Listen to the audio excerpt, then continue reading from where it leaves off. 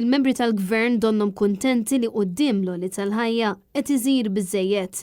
Dan hekk kif fi kliem is-Segretarju Parlamentari Alison Zerafa Civelli, il-gvern diġà qiegħed jgħin u bekk implikat li qed isir biżżejjed. X'bess jibkom tagħmlu fil-budget li jmiss biex tindirizzaw l-għoli tal-ħajja?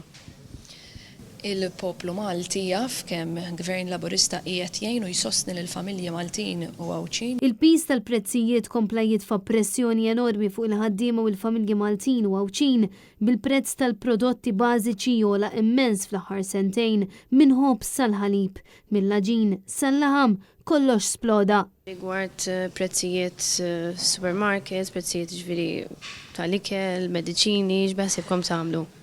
Il-gvern se jkompli jara li min qiegħed jabbuża bi prezzijiet dan ma jibqax jagħmlu u nkomplu ngħinu il-poplu Malti u Għawċi.